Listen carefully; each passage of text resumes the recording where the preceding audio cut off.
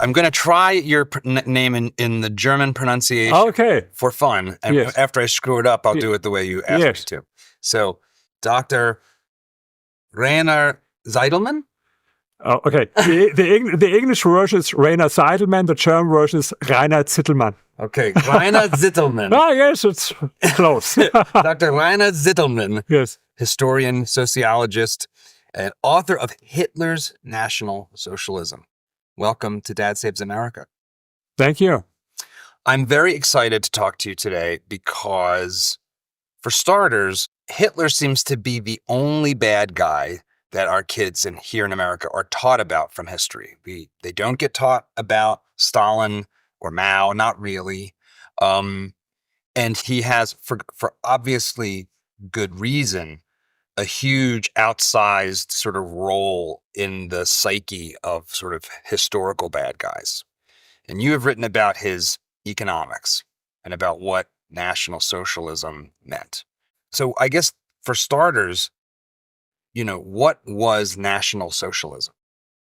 Yes, before I answer the question, you're absolutely right. They haven't heard about the others, about Stalin and Mao. I can give you one example.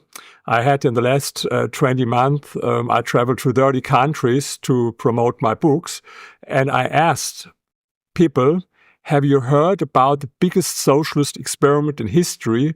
This was Mao Zedong's so-called Great Leap Forward from 1958 to 1962, where 45 million people died. And wherever I spoke, whether that was in Asia, Latin America, Europe, the United States, only very few people raised their hand. Whether I spoke to 20 people, 200, 2,000, they haven't heard about this. This is the big problem. And of course, it's good that everyone heard about the crimes of, Adolf Hitler and who killed 6 million Jews and started Second World War.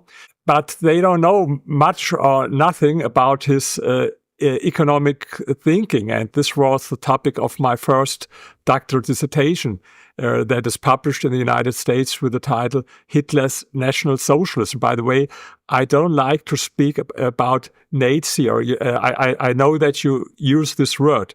This was a polemic word coined by his enemies, coined by socialists or communists in the 30s, because they called him fascist or Nazi, because they didn't want to call him National Socialist. This was the way how they called themselves, because they don't want to get this word socialism, that is a good word for them, connected to something that is bad. But I think we should call them what they were and how they called themselves. So don't use Nazi, use National Socialists and National Socialism. This was what they are.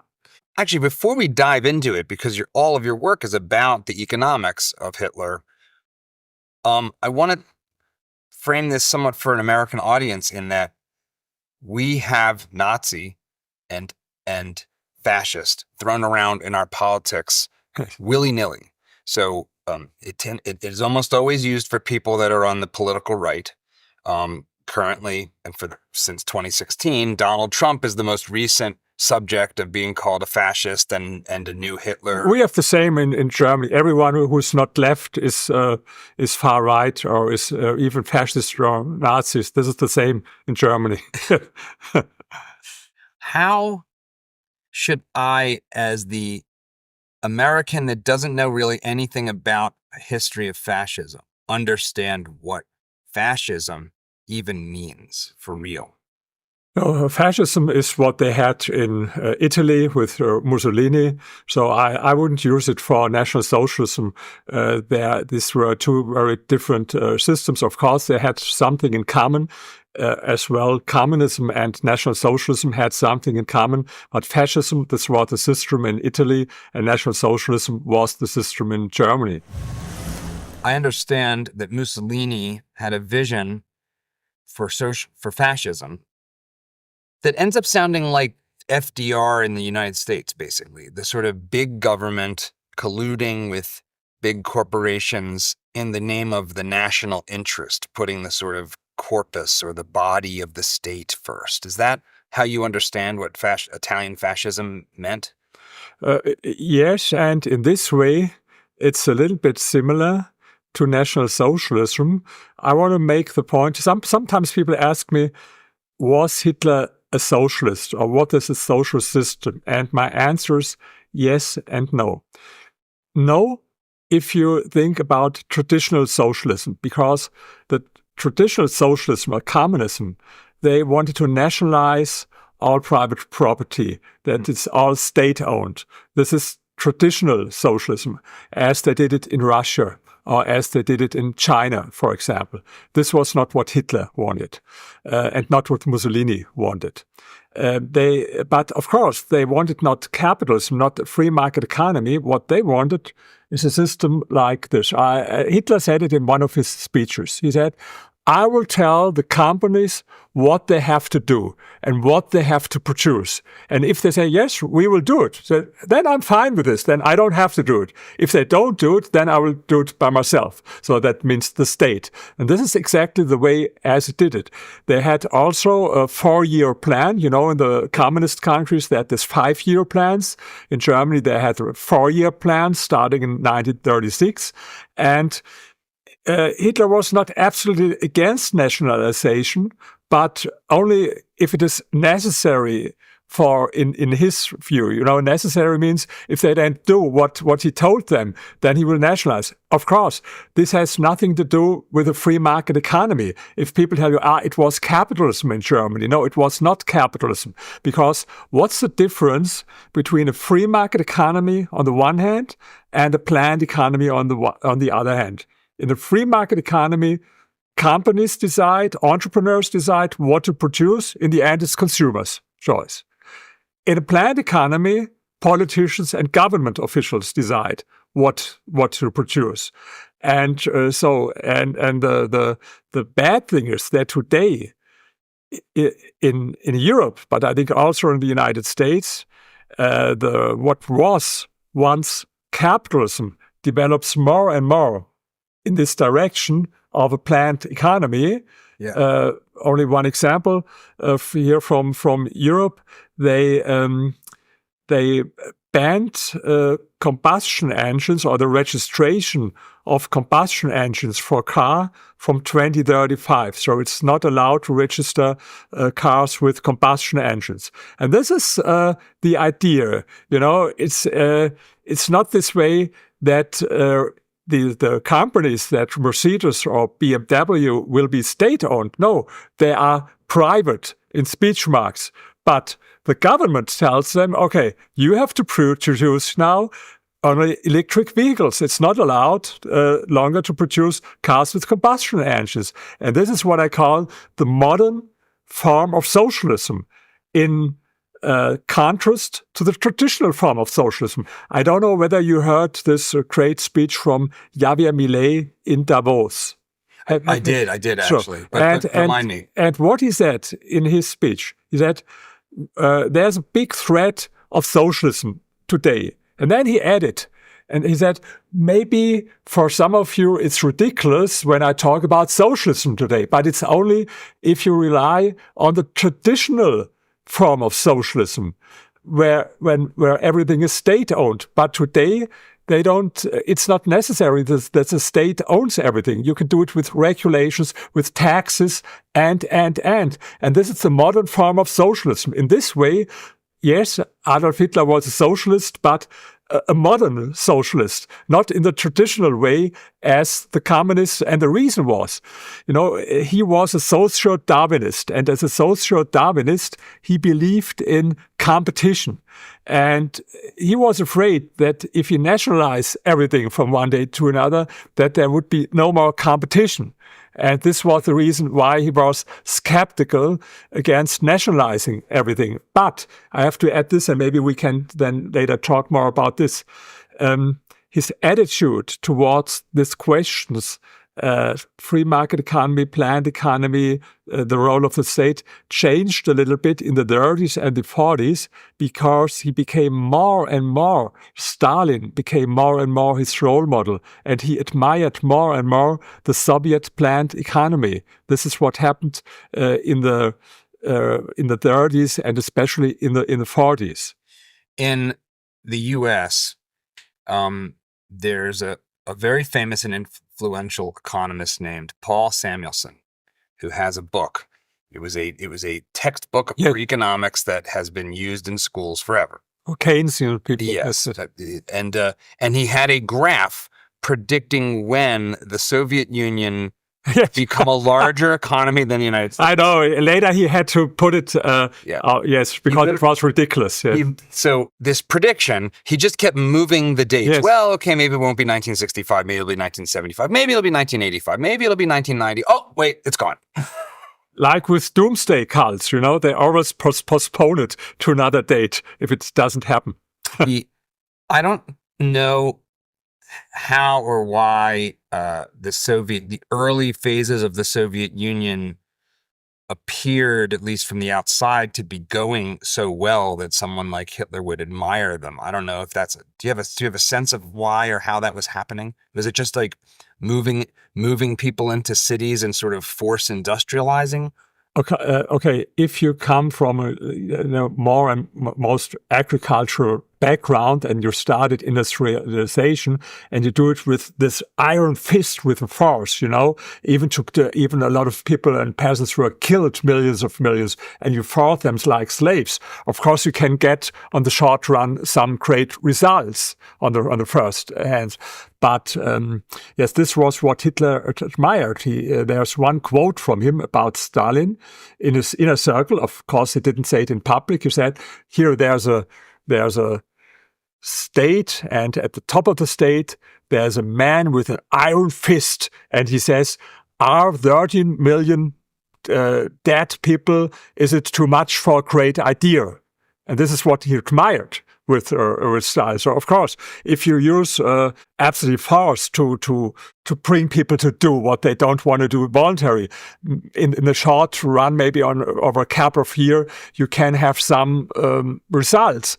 But if it is about, for example, what is for modern capitalism, creativity, you can't go to someone like Steve Jobs, for example. Now do this. Yes, this is from the government. Yes, where is it? Yes, this is not the way how it works. Maybe you can do it in traditional industry with workers to force them to do like working like slaves. But on the long run, it works much better if people work voluntarily for their own interest, as it is in capitalism.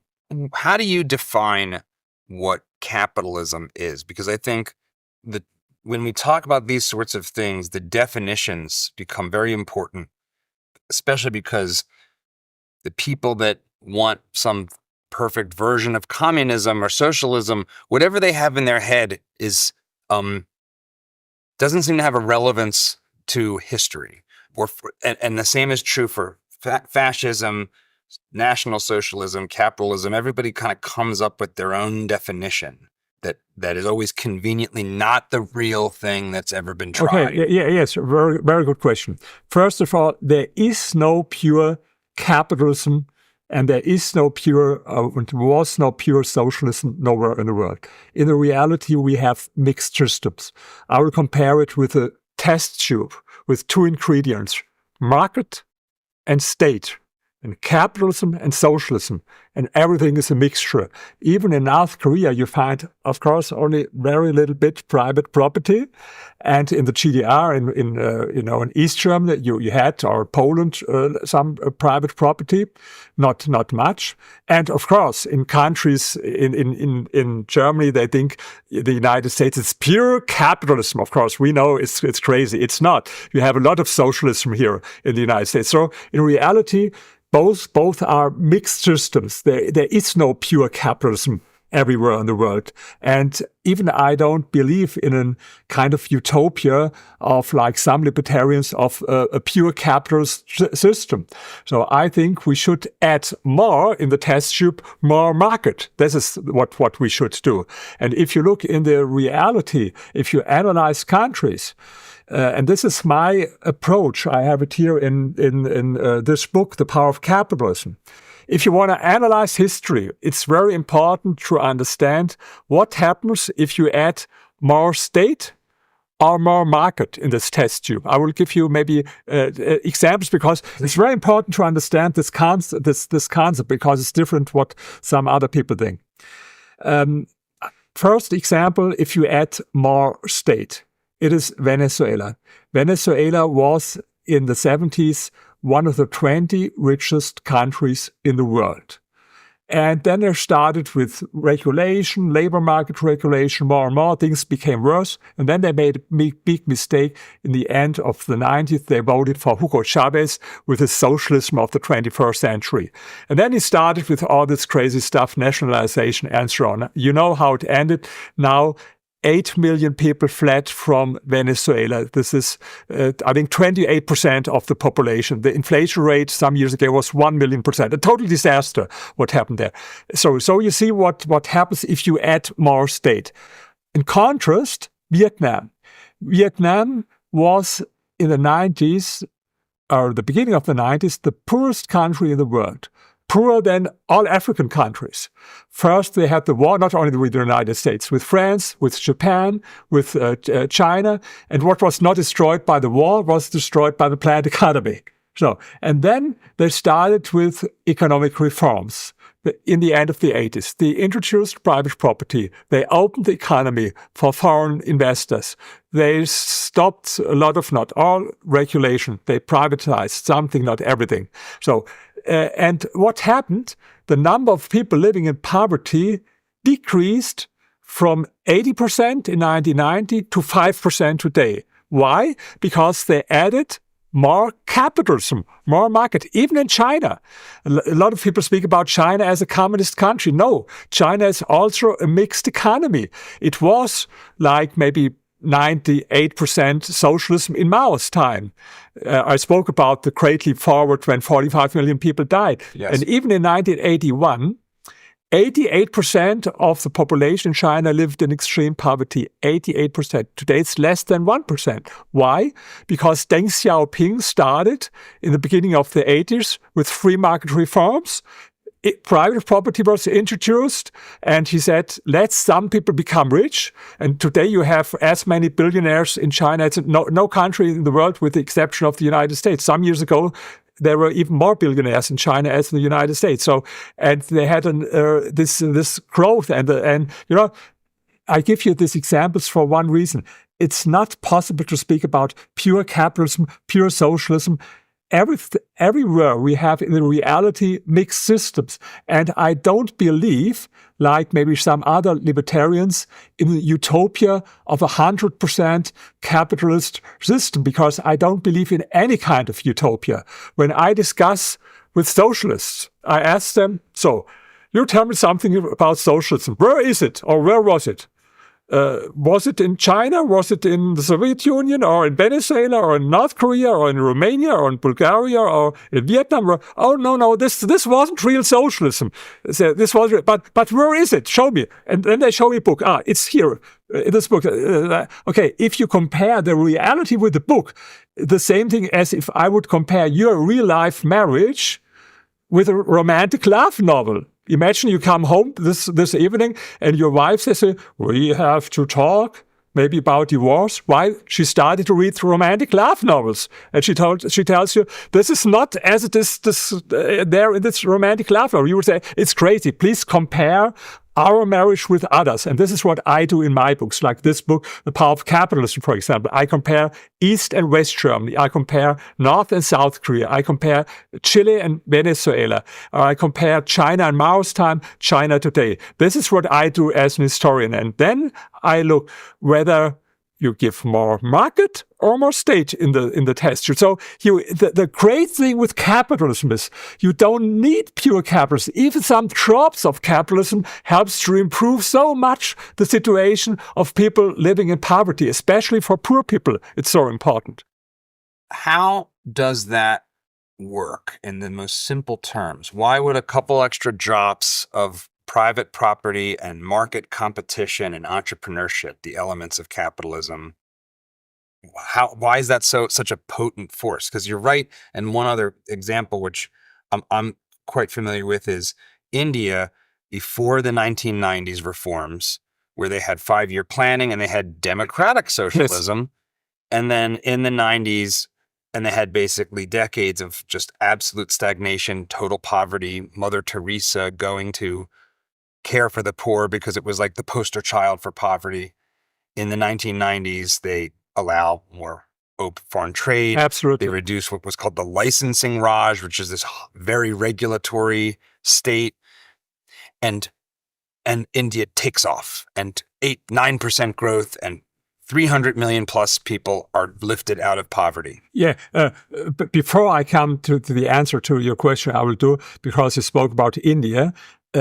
It's a good example, because a lot of people think that the solution for poverty is redistribution or, on an international scale, development aid. And that is wrong.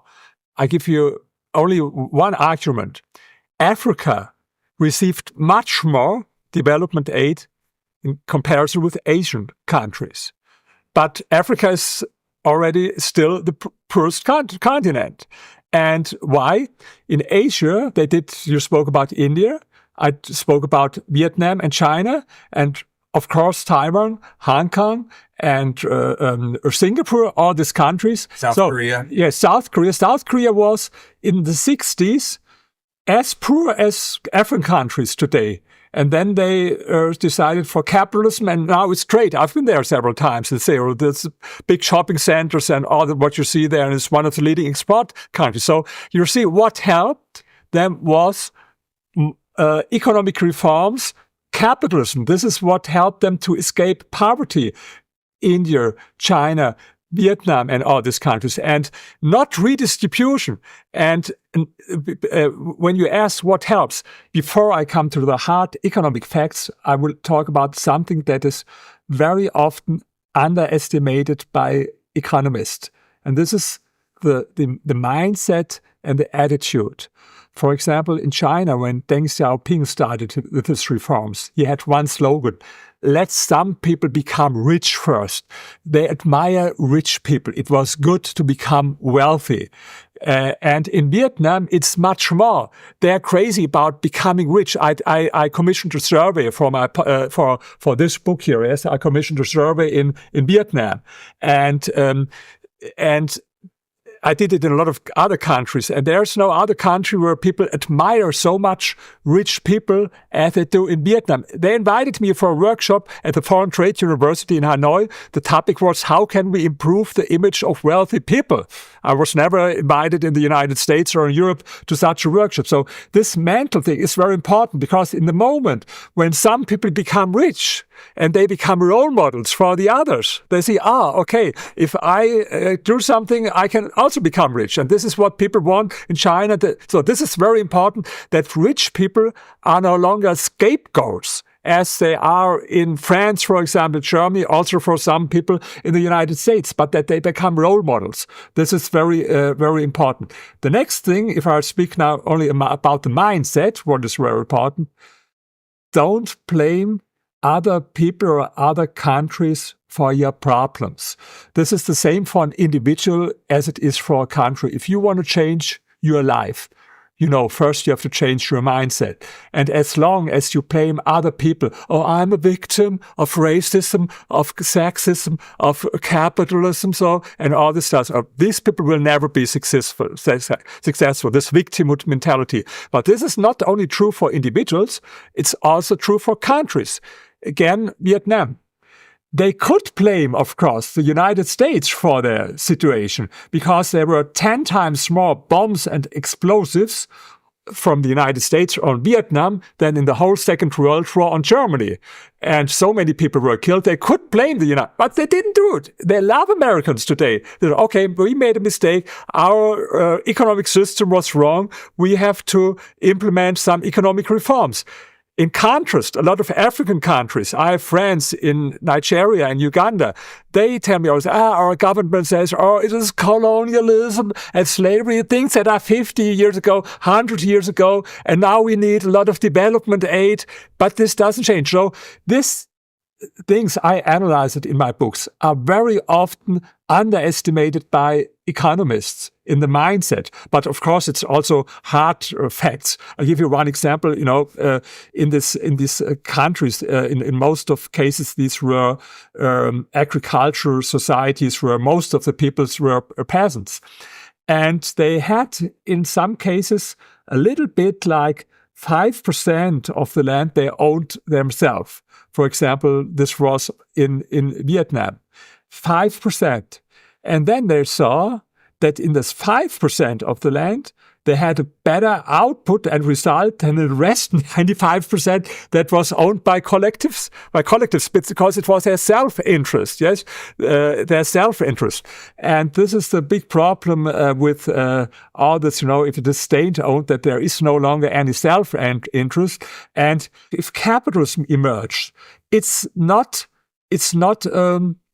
top-down thing. It's not that, in history, when capitalism came into being, it was not this way that Adam Smith wrote a book, he gave it to a politician, and he read it, okay, it's good, now let's start capitalism. It was not this way. Capitalism emerged more like plants or like animals, as a spontaneous development. This is what Hayek underlined very often. And this is what happened, for example, if you go now more to what in the last decades, I spoke about China, I spoke about Vietnam. Even before the state started with its economic reforms, rural peasants, did it by themselves. They left their collectives. It was illegal, but in China, you're talking about. Yeah, China and Vietnam, the same. They were they had to do it because they had hunger. They were the only alternative. So they started with illegal things, left the collectives, and came back to private property. And then they saw it worked. And what the government did, the government was only they legalized it, they allowed it. Okay, go on. Before it was forbidden. And so you see, this is a big difference. You have to understand it between capitalism on the one hand and socialism on the other hand. This is the reason why intellectuals don't like capitalism, because intellectuals like socialism because it's like system construction. And even Lenin said that the socialism is never a result from the workers' movement, but from intellectuals. And the intellectuals, they have to convince the workers that it is a good system. And this is the difference that capitalism is not a construction, but socialism. I give you another example for this crazy idea to construct the perfect society. You know what happened in Cambodia? That's with this Khmer Rouge. 25% of the population were killed in a couple of years. And a lot of people think, these were crazy, very primitive people who did it. No, they were not. These were intellectuals. They studied in Paris at elite university. They wrote even their doctoral dissertation about perfect socialism. And then they went back to Cambodia to implement this idea in this society. So this is intellectuals, they like this construction. But this is not a way that a society and that the economy works. I'm familiar with that Chinese case because here in the States, a little over a decade ago, NPR actually did a story about one of these villages in China who were being told by the communist government, sort of local governors, that you don't even own the teeth in your mouth. They are owned by the people, the collective. And yet they risked death to reinstitute keeping the surplus of your work, having the fruits of your labor be yours, and not some communist way, as a matter of private property. This is my land. I'm going to farm it. I'm going to keep the product of my land. And as you said, in this one area, and they detail it with firsthand accounts, the productivity of the same people in the same land with the same resources shot up so dramatically that it was impossible to hide what they were doing. Yes. They risked exactly being taken out into a field and just shot. And that's how bad socialism is, that people will invent capitalism whole cloth to escape it under the threat of being shot. There's a writer here in the States named Naomi Klein. She has a book. I know her from Canada. Yes. Yeah, I guess that's right. She is Canadian. Although I guess, American left-wingers like her. She wrote this book, The Shock Doctrine. And in that book, she attempts to claim that pro-market reforms are only ever imposed in a period of shock, and that it's all sort of a like crypto Milton Friedman Koch brothers plot that gets on that Javier Milei is not the product of the people of Argentina being sick and tired of decades of their country being destroyed by left-wing Peronism. No, it's actually the shock doctrine. But what you're saying refutes that in every continent of this planet. Right? Yeah, but in a way, it's not wrong. Of course, her conclusion is wrong. Free market reforms, unfortunately, they happen in most cases when everything was a total disaster before. It would be much better if people understand, even if in a country that works fairly well, let's do some free market reforms to have it even better. But this is not what happened. I have examples here in my book, The Power of Capitalism. UK, for example, in the 70s, it was a total disaster. So many people had no job, a high inflation rate, and even the International Monetary Fund that supports usually developing countries had to support the UK. And it was a total disaster. And then only then came Maggie Thatcher to do their economic reforms. We spoke about China, or we spoke about Vietnam, that had to be the poorest country in the world. And now in Argentina with Javier Milei. I know, to be honest, not a single case where everything goes more or less well, and then somebody say, okay, let's try a little bit more capitalism. But on the other hand, and this is very important to understand, it doesn't happen automatically that when things became very bad, that it will turn to become better. History is not like a Hollywood movie with a happy ending as a guarantee. There are other examples. I spoke about Venezuela when things became worse because of their regulation, and then they made it even more worse with voting for Hugo Chavez, or Germany in the 30s, yes, when we had 6 million people without jobs and this crisis, and it was not the beginning of a free market revolution, but it was the beginning of National Socialism. And so you see, but yes, it's true. This is one precondition for economic reforms, is that things become worse before, but it's not enough. You have to add another thing. The other thing that is very important is how people think. I know a lot. You spoke about Argentina. I've been there several times. I will go there next month. I will here promote this book because Milei's spokesman wrote the foreword for the Spanish edition of the book, and I will promote it there. So I know a lot about Milei and his movement. And it was all prepared by free market think tanks before. This was the same in the UK. Before they had the economic reforms with Maggie Thatcher, there were institutions like, for example, the Adam Smith Institute or the Institute of Economic Affairs. And in the United States, before Ronald Reagan started his reforms, there were the ideas of Milton Friedman, there was a Cato Institute and others. So without this, it had a politician. On the end, he's important in a way. He has to have a talent to communicate with people like Ronald Reagan or like Maggie Thatcher or Javier Milei. But there has to be two things. There has to be a crisis, and the situation has to be very, very bad, that people start to hear that they are open for other ideas, but then it has to be prepared with these ideas. And so both of this is important. That's a perfect segue back to Adolf Hitler and the Germany of National Socialism, because you have post-World War I, the Weimar Republic, a horrible hyperinflation and collapse. And instead of going a liberal way with a Javier Milei type character, here comes Adolf Hitler, who is obviously like a very effective communicator. Where is he drawing his ideas from?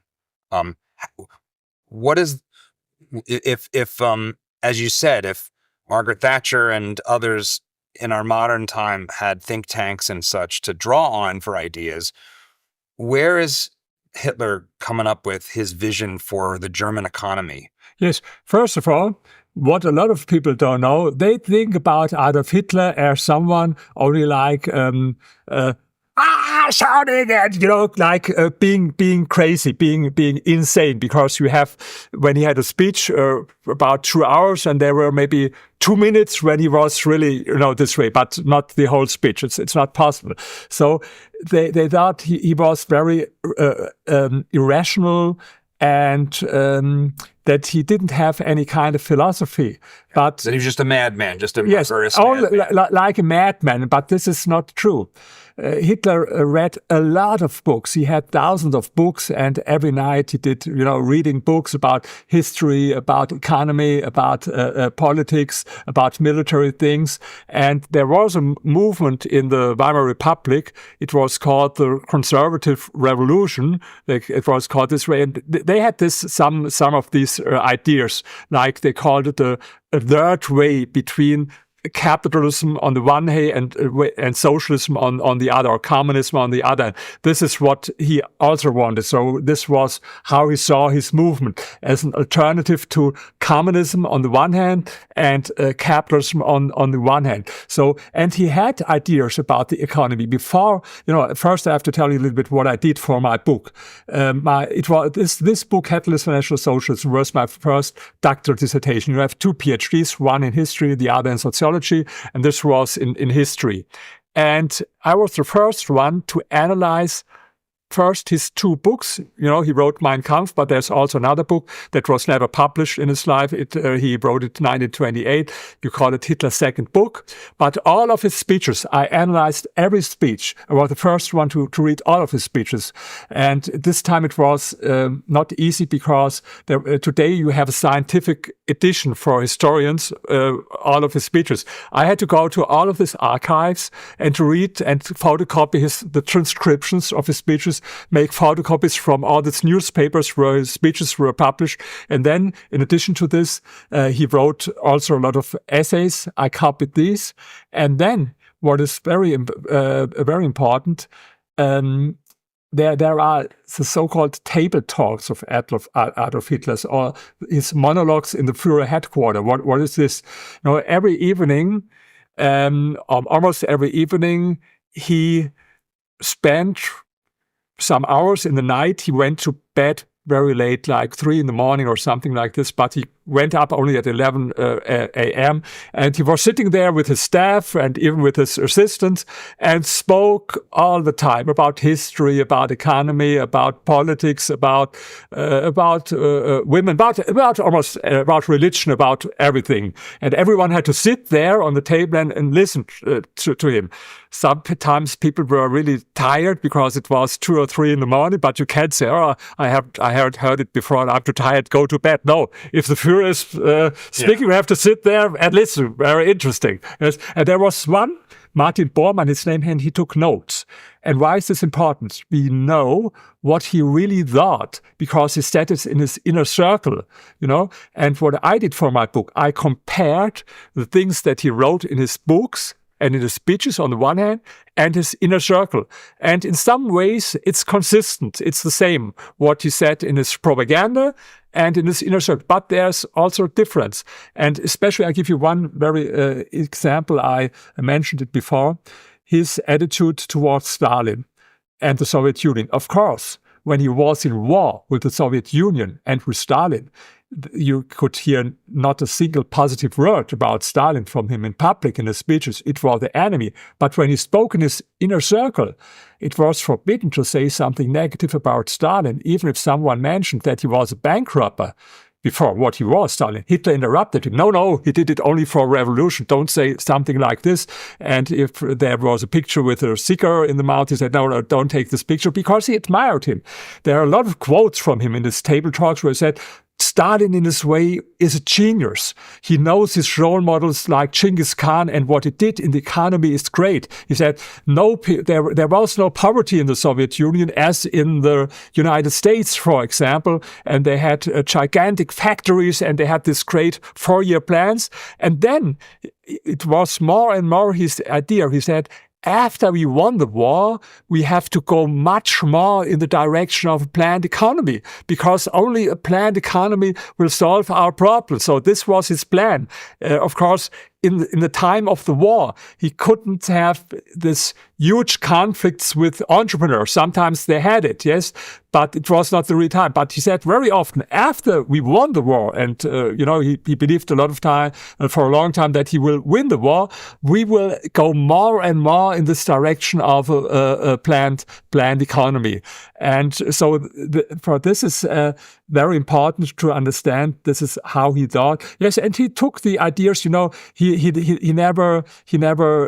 had no high school, or what you call German, or an Austria Abitur, and he never studied. He was like an, how do you call it, autodidact. Yes. So he read books and books and books and books and then he put it all together in a system. And what he said, and this is important, he said, nationalism and socialism is the same.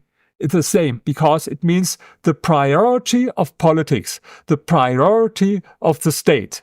And there's one very important speech. He says, a lot of people think that first there's the individual interest, and then as a result of all these individual interests, there's the common interest, like Adam Smith said in his book, The Wealth of Nations. And he said, this is totally wrong. It's exactly the opposite. First, there's the common interest, and the individual interest is to be, subordinated to this. You had in Germany some slogans at this time. One was Gemeinwohl vor Eigenwohl. This means common good before individual good. This was the slogan, Gemeinwohl vor Eigenwohl. Or another slogan was, Du bist nichts, dein Volk ist alles. It means you are nothing, your people is everything. Yes, du bist nichts, dein Volk ist alles. Ask not what your country can do for you, ask what you can do for your country. A little bit like this, but I don't want to compare JFK, with other. But of course, this is the opposite of the Ayn Rand philosophy or the Adam Smith philosophy was Adolf Hitler's philosophy. That first there's the nation, the collective, and so he says, yes, in a way, nationalism, it's the same as socialism.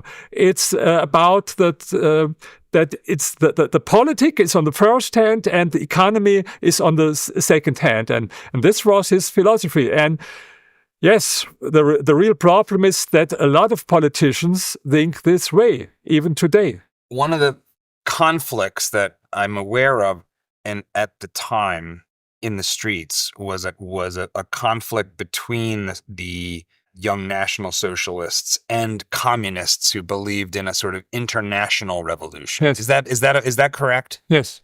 And some people interpret Hitler to be fundamentally closer to Reagan than to Stalin because he was in a battle and his people were in a battle with the communists.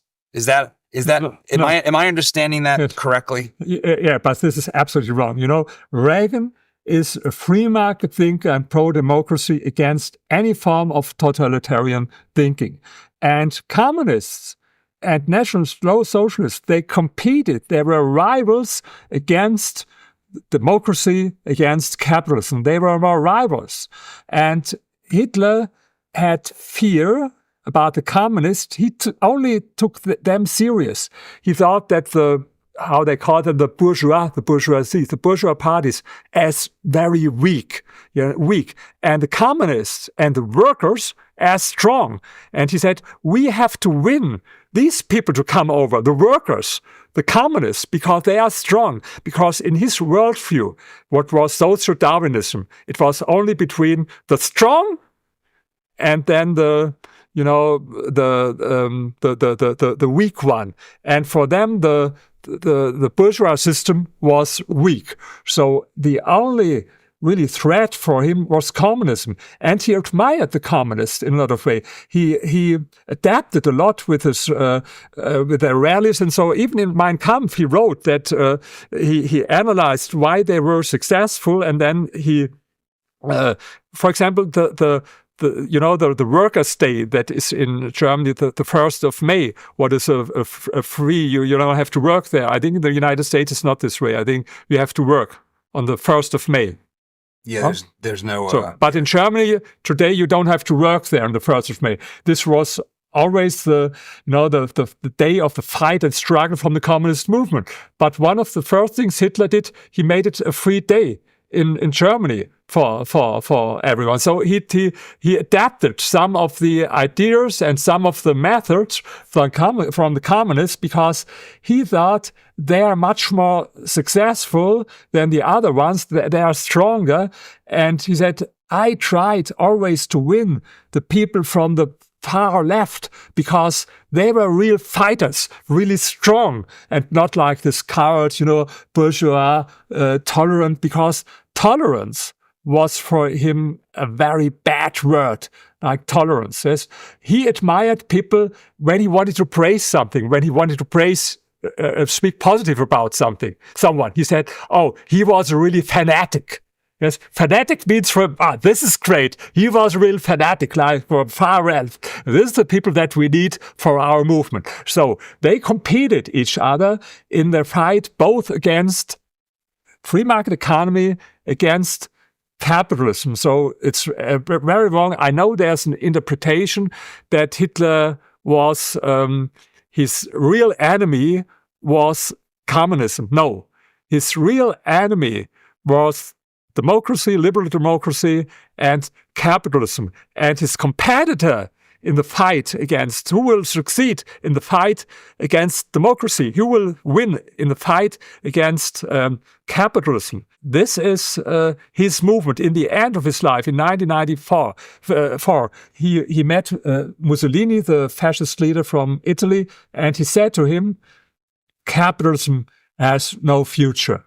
The future will be National Socialism, fascism, and maybe Bolshevism, communism in the East. Maybe even at this time, he was not 100% sure to win totally, and maybe Bolshevism would remain. So this is what you have to understand, that it's a misunderstanding that Hitler's real purpose was to overcome communism. Communism was his enemy, is but more in the way of a rival of two totalitarian movements that both go against capitalism. And there are other interpretations. For example, maybe you heard about the German historian Ernst Nolte.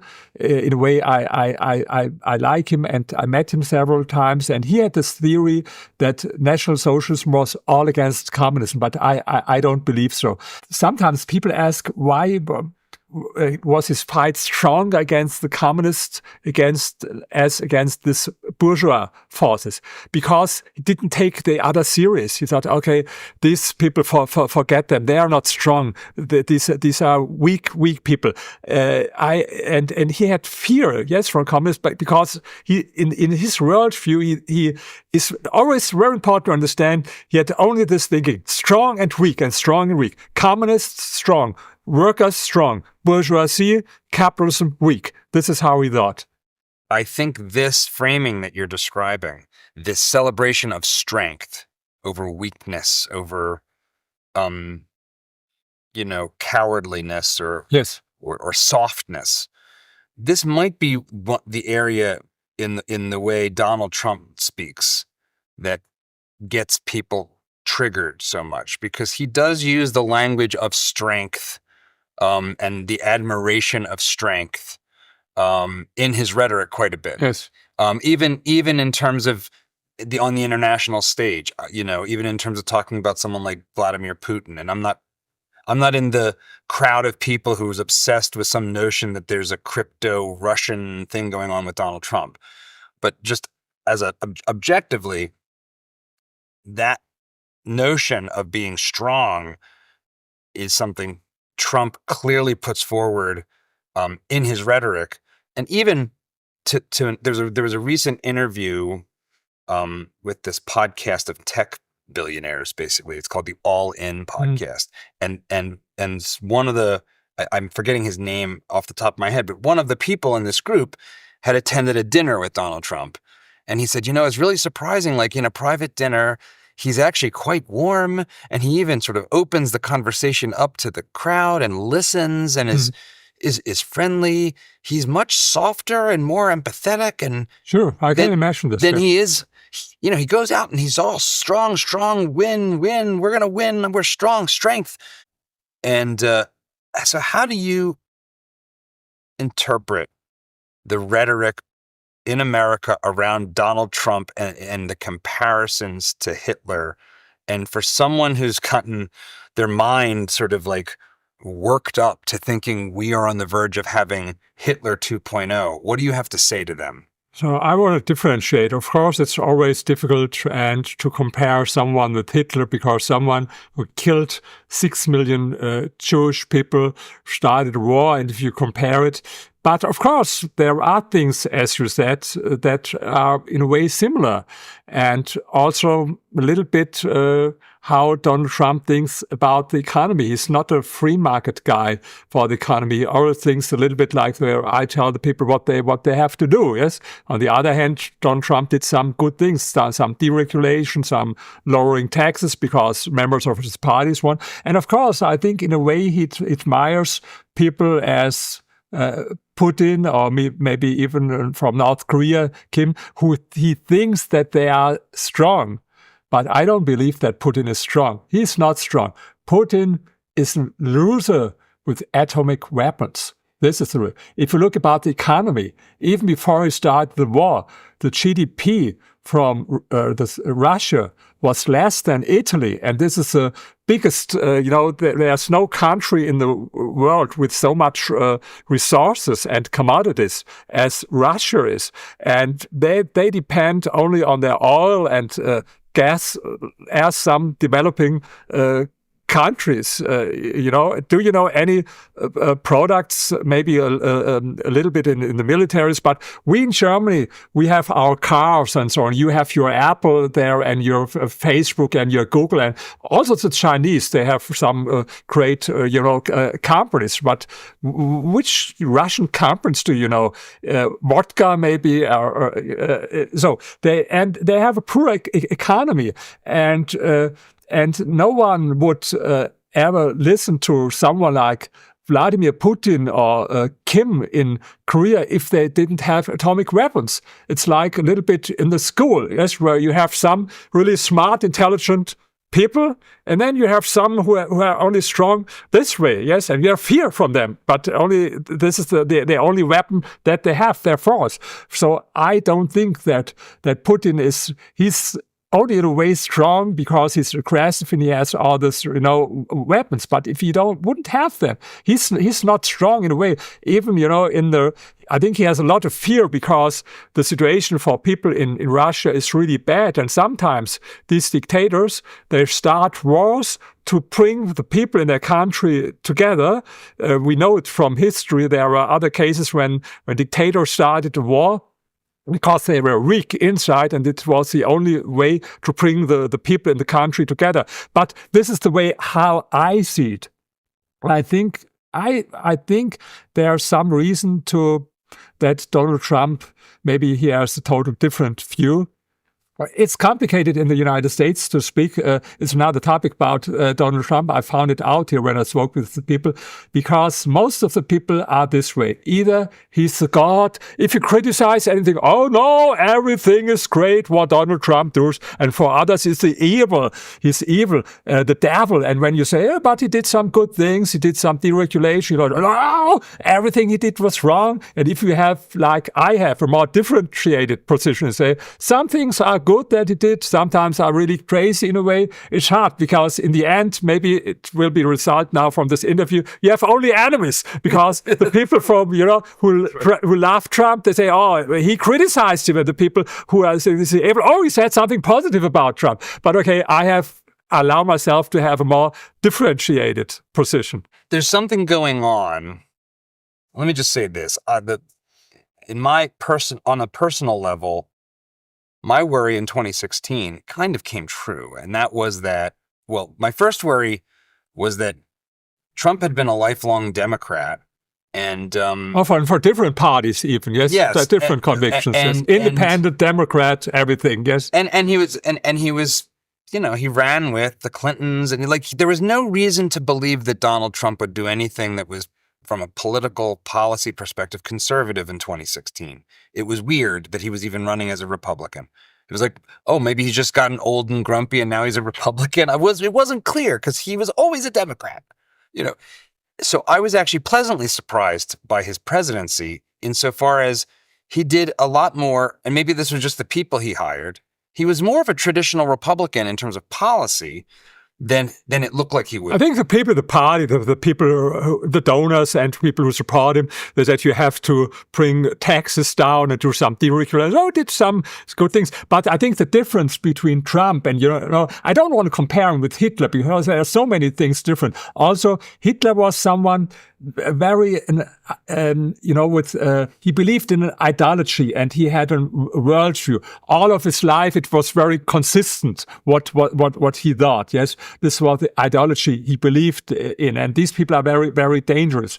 Trump, I think he has no idolatry. The only thing he believes in that is me, his power, yes, like Machiavellist, yes, and opportunist, yes. It's about power. It's about being famous, yes. It's about and these things. So in some ways, these politicians are better than fanatic people with an ideology. In some ways, they are dangerous. My favorite politician to say this here, I'm a fan of Ronald Reagan in everything that he did. I think the United States would need someone like him who believed really in the market economy, who believed in capitalism, and also in his international politics. He was really strong. And without him, the defeat of communism, also the unification of my country, of Germany, wouldn't have been possible. And I think this is what I think. He was, for me, the greatest president in the last 100 years in the United States. The unification of Germany is a really interesting thing that has started to vanish from thought. At least in terms of dialogue and discourse. When we talk about comparing systems, there's these satellite evening photographs that have been taken. North and South Korea. Yes, North and South Korea. Yeah. So South Korea covered in lights. That's wealth, that's industry, that's the ability to read at night. North Korea, dark as a closet. It's absolutely nothing. Yes. There's a couple of specks. West Germany, East Germany used to be the same thing. Not as extreme. Not as bad. But of course, yes, it's a good topic because, here in my book, The Power of Capitalism, I analyze it and I produced also film. This is live behind the Berlin Wall. You can get it for free on YouTube. It's only 17 minutes. I compared East and West Germany. And this is a perfect example because the same country, the same culture, the same language, the same history, the same people, only different economic system. So you can compare it. It's a perfect natural experiment. Yes, perfect. And I give you only one example. When the GDR came to an end in 1989. For those that don't know the history, GDR, what does that mean? East Germany, socialists, yes. They called themselves the German Democratic Republic, yes. It's always Democratic Republic with always, yes, it's always democratic, like North Korea also. So, and then, for example, 16% of the population owned a telephone. And in West Germany, 99% had a telephone. Or another thing, today, anti-capitalists tell us, capitalism is a cause of climate change and for environmental problems, and we have to fight against capitalism to stop these problems with climate change. Exactly the opposite is true. The CO2 emissions in East Germany were 3 times higher, adjusted to GDP, of course, than in West Germany, 3 times higher. And for other airborne pollutants, it was even more, sulfur dioxide, 10 times more in the GDR than in West Germany. And you have another example. Even in 1989, 27% of the people in East Germany had not their own toilet. They had to share it with other tenants. And this brings us back a little bit to National Socialism because there are some continuities between both. In East Germany, there was a rent freeze. And a lot of people, socialists, young people, they like this. Rent freeze sounds good. Yes. Yeah, rent control. The rents are too damn high. Let's just have the government tell people they can't go any higher. And this is what Adolf Hitler did. He gave it to his people as a present to his 47th birthday, this rent freeze. And then the GDR, they took the same, they followed up. It was the same law, in the GDR. And of course, the rents were very low, but the result was that it was a total disaster because there was no money for any maintenance or modernization, and a lot of them were 40% were severely damaged, and 10% were even uninhabitable. So this was the result. So there are some continuities also between National Socialism we spoke about, and then later the GDR. The rent control, the rent freeze is only one of these examples.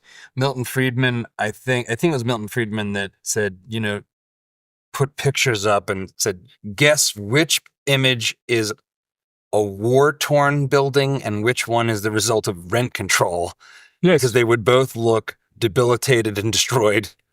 Yes, absolutely, and no, even socialism, in a way, if it is for some decades, it's worse than a war. It takes longer to rebuild it. It was very difficult for us in Germany. It took billions and billions, more than 80 billion euros, to rebuild it all. No, and or another example.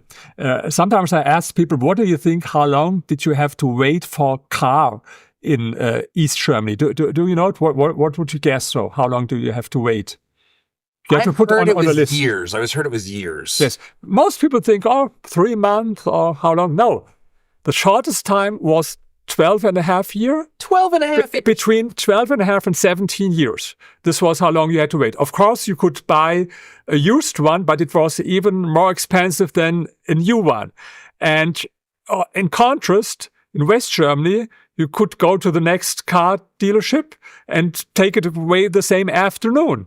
And the difference is in West Germany, where you could get it so fast, you could get a Mercedes or BMW or Volkswagen. In the GDR, they were famous to produce the worst car in the world. They called it the Trabi. Yes, but you had to wait for it. So I think it's so crystal clear that capitalism is better for the environment, especially for poor people. This is what a lot of people don't understand. They think capitalism is good for rich people. No, the strong people, they come along in every system, even in a dictatorship. They come along anyway. For the poor, or they can leave the country. Say, I don't like it here. For example, in France now, there's they voted for left government, and they have now the idea to tax all people who own more than 400,000 euros the year with 90%. That's going to go great. Yes. The result is that, of course, now rich people think, okay, let's leave there. Let's go somewhere else where it's better. So poor people can't do it. Yes, they have no alternative. For poor people, the only thing is capitalism. And this is, what is here the topic of my book, How Nations Escape Poverty. I started with Adam Smith. I know Adam Smith was not right in everything he wrote. There's a lot of criticism from Rothbard and others, and they are not wrong. But in one way, he was absolutely correct. In his book, The Wealth of Nations, his topic was poverty. How can a nation escape poverty? You find very few sentences positive about rich people, more negative sentences. Yeah. But you find a lot for poor people. And his theory was that the only way to escape poverty is economic growth. And the precondition for economic growth is economic freedom. And in this way, he was absolutely right. And he's confirmed by history, because what most people do not know, I see it in my lectures.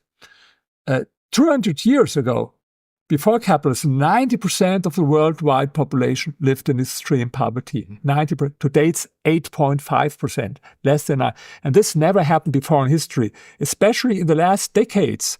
Even in the beginning of the 80s, 43% of the worldwide population lived in extreme poverty. So it's the greatest time ever what happened in the last decades. In contrast to what, for example, left-wing economists like Thomas Piketty tell us. His theory, he cares about inequality. Yes, he seems to be really good at lying, Thomas Piketty. I would say it in a different way. He has completely different priorities. He doesn't care about poverty. It's not a topic for him. He cares about inequality. I don't care about inequality. This is a topic for envious people, inequality. My topic is poverty. And I will, and you know, what he says in the most time of the 20th century, it was good because inequality decreased as a result of the wars, for example. But then he said the bad time started in the 90s when the gap between the poor and the rich became bigger. For me, this is the best time in history because this is the time when so many people escape poverty. And you know, we spoke about China, about Vietnam. I was there several times. I found no one who told me, oh, let's go back to Mao's time because we were more equal. Of course they were more equal. If you, this measure with the Gini coefficient and so, of course they were more equal. There were no billionaires in China at this time. Maybe Mao was a millionaire, but there was not a single billionaire. Today you have so many billionaires. And this is also something that is important. If you analyze the last decades, I spoke about it, the number of people living in poverty decreased from 43% in the beginning of the 80s to 8.5% today. At the same time, the number of billionaires increased. And for example, in 2000, we had 500 billionaires. Today, we have 2,700 billionaires. And why is this important? Because socialists believe what I call the zero-sum belief, the zero-sum thinking. They believe that rich people become only rich because they took it away from the poor. But there's some fixed pot of wealth. A big cake, not to make the cake bigger, but the fixed. But if this would be true, you don't have to be a genius in mathematics to understand if at the same time the number of people living in poverty decreases and the number of billionaires increases, where should they take it from? It's not logical. And this zero-sum belief is also wrong if you see it in an international concern, you know, that people think African countries are poor because Western countries exploited them and they are responsible because of colonialism and all this stuff. And so their conclusion is we should give them back because we stole it from them. But this is not true. The reason why they are poor is the lack of economic freedom. And they would be rich if they start with, you know, of course, first the rule of law. This is very important. It's a precondition for economic freedom, the rule of law. And then economic freedom. And this helped every country so far. And it will help also in Argentina. We spoke about them. If people in Argentina are patient enough. This is the next thing that you have to understand. Here in my book, How Nations Escape Poverty, I analyzed not only Vietnam, I analyzed Poland. And Poland was, in the 80s, one of the poorest countries in Europe. And then they started with free market reforms in 1990. Since 3 decades, Poland is Europe's growth champion. So the man who was responsible for these reforms, his name is Balcerowicz. He was also a professor for economics. He believes in the same as Javier Milei. In Hayek and Mises, the personality is totally different. Yes, but they have the same belief system. And so, and when I will go to Argentina in the next month, and to promote the Spanish version of the book there, I wrote a forward and I told them, you see 2 things with Poland. First, economic reforms work. They are successful. You can escape poverty this way. But more important, you have to be patient because first, some things will become worse. For example, hidden unemployment become open unemployment. And in Poland, there were 2 years with negative GDP, with a decline of the GDP. This is always what happens. It was the same when Maggie Thatcher started their economic reforms. And this is what I want to tell people, and I hope they listen to it in Argentina. You have to be patient. You can't solve problems that will cost about decades and decades. You can't fix them in a half year and not even in a year. You have to give them a few years of time, and then it will work as it worked everywhere in the world. And I hope that it will work in Argentina, because if it works, we will have a capitalist revolution all about Latin America, because the poor people in Venezuela or in Colombia, in other countries, in Brazil, they will look, okay, it works there. But if he will not succeed, and it can happen if people are not patient, yes, that will be very hard for our ideas, because everyone says, oh, you see, he tried it, this crazy capitalist, libertarian ideas, they do not work. And so we should cross fingers, very important, that he will be successful. So here we are, it's 2024. We have decades and decades and decades of natural experiments across every continent in which the same people were divided by a wall, like East Germany and West Germany. One side rich and wealthy, just focusing on the bottom 25%, the poorest people. The poorest people in West Germany living a better life than the richest people that weren't in the political class in East Germany. North Korea, South Korea. Vietnam, pre-post. India, pre-1990s, Hindu rate of growth, 5-year planning, democratic socialism, post-1990, taking off like a rocket. We come to Africa, which is now, as I understand it, and Africa has many different countries with different levels of economic development and policies. I understand many countries in Africa are actually growing quite quickly now. But Africa has the worst colonial export of all, Marxism. Marxism was not some innate African philosophy. It is a European colonial export.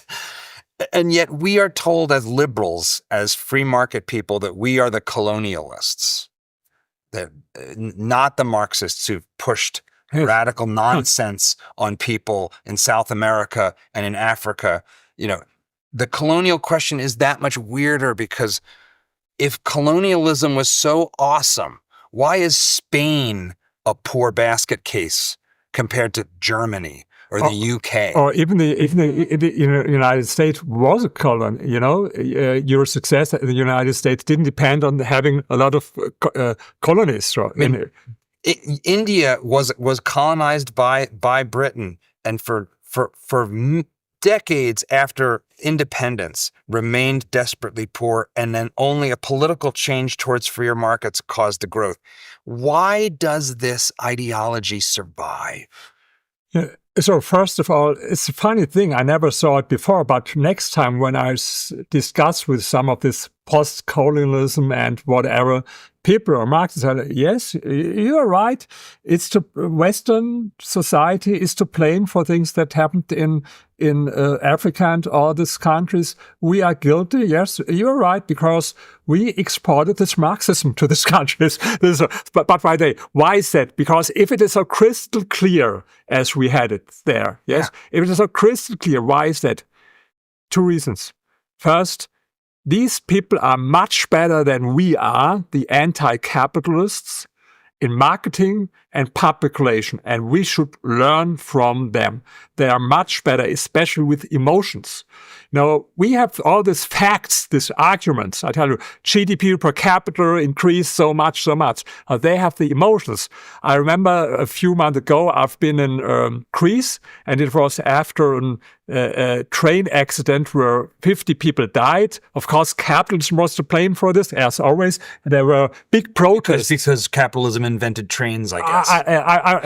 And there were big protests, and I was in the hotel. The hotel was next to the parliament. And in the Sunday, I looked there, the protesters, and I saw them, and they sung half of the time songs, beautiful songs. I couldn't understand because I don't know Greece, but for your heart, yes? And then I said to my girlfriend, who was on my side, do you see what's the problem? I have all the facts in my books. but they have the emotions. And what do you think? What is stronger? And so we should learn a lot from the anti-capitalists. They are much better in marketing and publishing. And I know a lot of think tanks. We have too many thinkers. I have a theory. I have here this Hayek. I have here this other Mises quote and this pricing theory. And so not interesting for most of them. For me, yes. But for most of the people, you have to explain it to them, our philosophy, in a simple way. And I think this is a little bit my talent. I told you when I was in Argentina, maybe another funny story. I had a lecture there with young people in the beginning of the 20s. And, these Argentinians believed always in the state. I want to get everything free from the state. The government is responsible for my life. But now it started to change. And I explained it in a different way, not with abstract theory. There was a young man, beginning of the 20s, sitting in the first row. And he was not really handsome, so I thought maybe he has no girlfriend. I asked him, hey, do you have a girlfriend? No, I don't have. Would you love to have a really beautiful girlfriend? Oh, yes, she said. And then I asked him, what do you expect who will bring you this beautiful girlfriend? The government? The state? He laughed. No, I don't believe so. And then I asked him, but what do you think? Who's responsible for getting this beautiful girlfriend? And he says, I think that's me. Yes, you got it. This is all you have to know about our classic liberal philosophy. It's on you. Don't wait for the government. Don't wait for the state. It's on you. So you have to try to, to explain in simple words. And even if you read my books, you will see I guarantee not one mathematic formula. I was very good at school in mathematics, but you have no theory. I'm an historian. I speak about history, about evidence. And this is the way how I try to do it. But of course, it would be much better to put more emotion. So I want to start to produce more films because young people watch for films. So I can recommend one more time. You can find it YouTube, Life Behind the Berlin Wall or Poland from Socialism to Prosperity. But I hope I can do much more. My friend, thank you for being on Dad Saves America. Thank you. Great. It was a pleasure to talk to you. Great questions.